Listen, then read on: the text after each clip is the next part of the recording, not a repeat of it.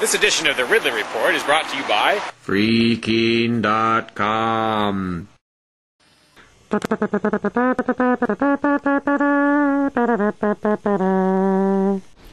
Article 6, Morality and Piety.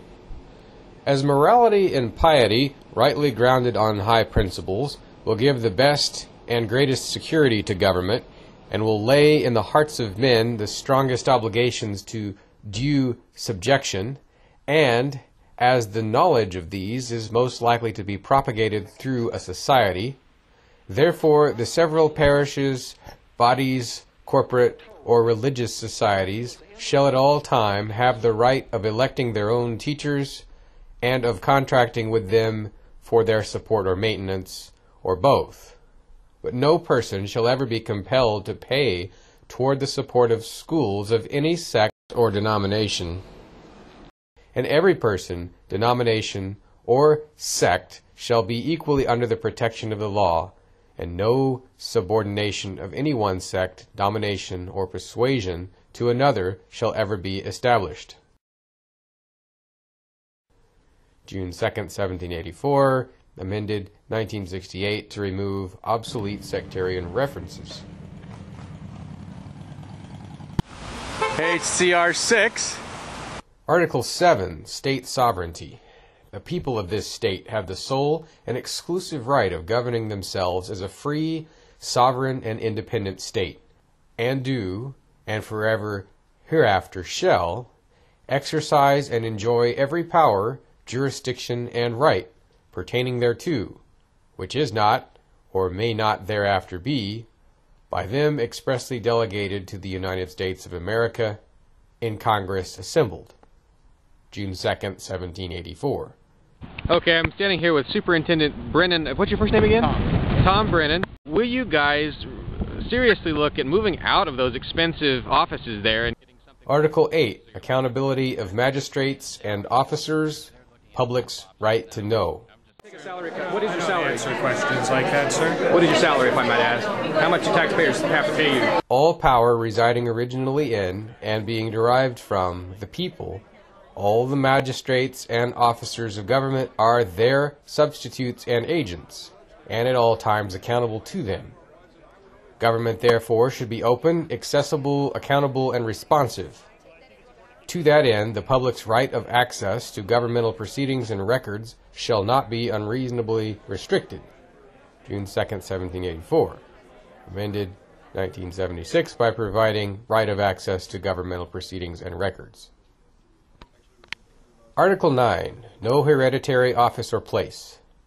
No office or place whatsoever in government shall be hereditary, the abilities and integrity requisite in all, not being transmissible to posterity or relations. June 2nd, 1784.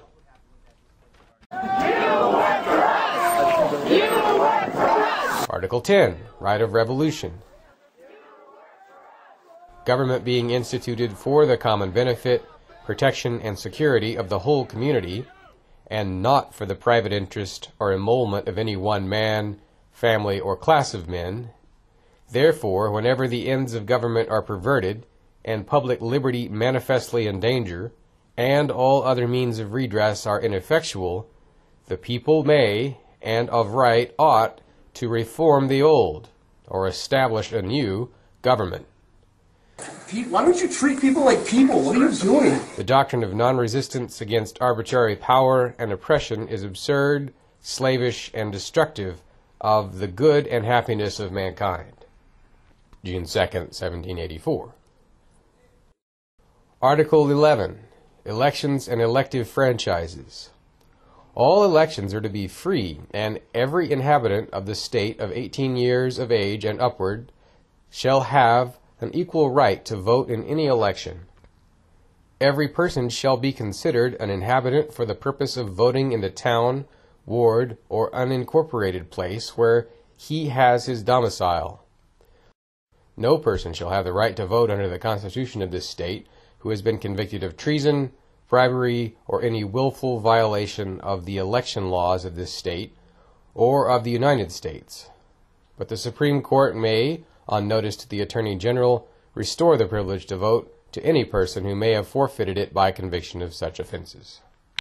The General Court shall provide by law for voting by qualified voters who, at the time of the biennial or state elections, or of the primary elections therefore, or of city elections, or of town elections by official ballot, are absent from the city or town of which they are inhabitants, or who, by reason of physical disability, are unable to vote in person in the choice of any officer or officers to be elected, or upon any question submitted at such election. Voting registration in polling places shall be easily accessible to all persons, including the disabled and elderly persons, who are otherwise qualified to vote in the choice of any officer or officers to be elected, or upon any questions submitted at such election. The right to vote shall not be denied to any person because of the non-payment of any tax.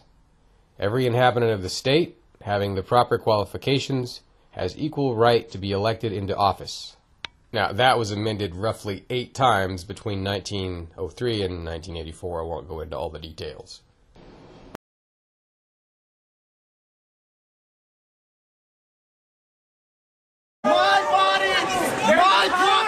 You've seen the dramatic Liberty arrests in Keene, New Hampshire.